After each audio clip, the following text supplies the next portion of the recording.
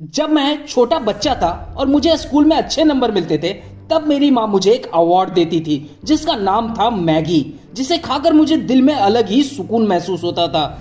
और इनफैक्ट अभी भी कभी आधी रात में भूख लग जाए तो हम उठकर मैगी बना लेते हैं। जैसे सर्च इंजन में गूगल फेमस है, उसी तरह नूडल्स में मैगी फेमस है। आज हम मैगी के बारे में ही बात करेंगे, तो सीट बेल्ट्स बांध लो। मैं हूं आपका होस्ट और दोस्त आदित्य और स्वागत करता हूं आपके अपने चैनल माइंड योर बिजनेस में। मैगी ने इंडिया में अपने कदम रखे थे 1983 में और इन्होंने अपने बारे में बताया कि ये एक कन्वीनियंट प्रोडक्ट है, लेकिन फिर भी कोई इंडिया में मैगी को भाव नहीं दे रहा था। अब ऐसे में कोई भी बिजनेस अपने ऑपरेशंस को उस देश में बंद कर लेता है जहां वो नहीं बिकती है, लेकिन उन्होंने इंडिया में मैगी को बेचना बंद नहीं किया। उन्होंने देखा कि लगभग सारे इंडियंस नाश्ते और खाने में चावल और गेहूं खाना पसंद करते हैं, और थोड़ी रिसर्च के बाद उन्हें मिल गया वो जिसे वो ढूंढ रहे थे, मैगी द इवनिंग स्नैक।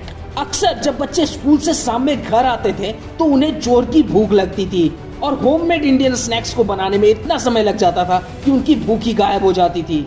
साथ ही पोटैटो चिप्स और बिस्किट को इंडिया में अनहेल्दी माना जाता था और यही मैगी को मिली अपनी जगह। मैगी ने टारगेट किया स्कूल और कॉलेज जाने वाले बच्चों को जिन्हें हमेशा कुछ डिलीशियस खाना होता है। साथ ही मैगी ने कुछ ऐसा काम भी किया जिससे उनकी ब्रांड वैल्यू कभी ना गिरे, building own brand cues. Brand cues ऐसी चीज होती है जिससे आपका ब्रांड पहचाना जाता है और मैगी ने इसे बहुत स्ट्रॉन्ग बनाया। अब इसे जरा ध्यान से समझना।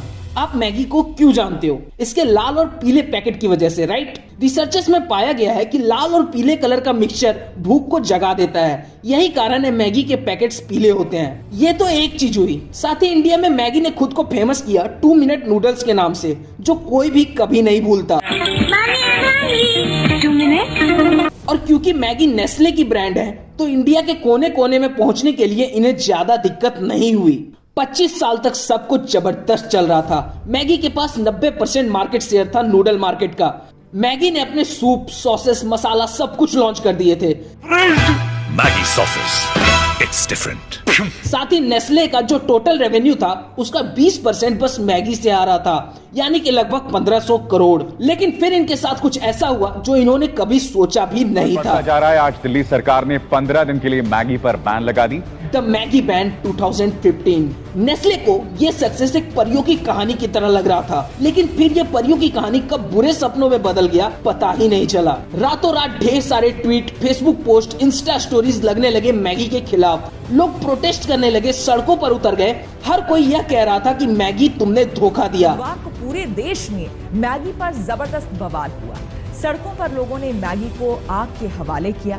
उधर केंद्र से लेकर राज्य सरकार हरकत में आ गई। एलिगेशंस ये थे कि मैगी में सुअर का मीट मिलाया जाता है और हमारी इंडियन मीडिया ने इसे बार बार बदनाम किया। 2 मिनट वाली मैगी से सावधान, इस मैगी में बीमारी का मसाला है, जिसकी वजह से अचानक मैगी क्रैश कर गई।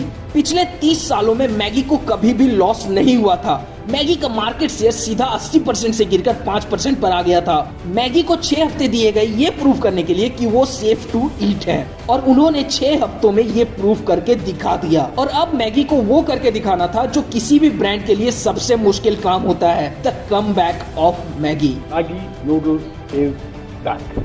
मैगी ने हर किसी का भरोसा तोड़ा था, चाहे वो बच्चे हो या फिर बूढ़े। मैगी के पास यही सबसे बड़ा चैलेंज था कि उस भरोसे को कैसे फिर से वापस पाया जाए। उन्होंने देखा कि सोशल मीडिया एप्स जैसे कि फेसबुक, ट्विटर, यूट्यूब सब बहुत ट्रेंडिंग में है, और उन्होंने अपने आप को मार्केट करने के लिए इसी का सहारा लिया।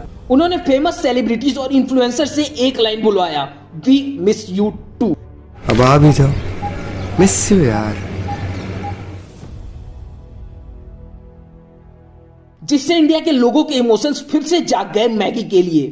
उस वक्त स्नैपडील भी बहुत ज्यादा ट्रेंडिंग में था। उन्होंने स्नैपडील के साथ हाथ मिलाया और एक 5 मिनट का ऑफर लॉन्च किया, जिसमें वो एक मैगी वेलकम किट बेच रहे थे जिसके अंदर मैगी के 12 पैकेट्स थे। और ये इतना सक्सेसफुल हुआ कि बस 5 मिनट में मैगी ने 60,000 से भी ज्यादा वेलकम किट्स बेच दिए। और इस ताबड़तोड़ रिस्पॉन्स के बाद मैगी ने बहुत सारे ऑनलाइन कॉम्पिटिशन्स करवाए जिसमें लोगों ने बढ़ चढ़कर हिस्सा लिया, और एक बार फिर मैगी ने इंडिया के लोगों के बीच जगह बना ली और धीरे धीरे मैगी ने अपना खोया हुआ मार्केट शेयर फिर से वापस पा लिया।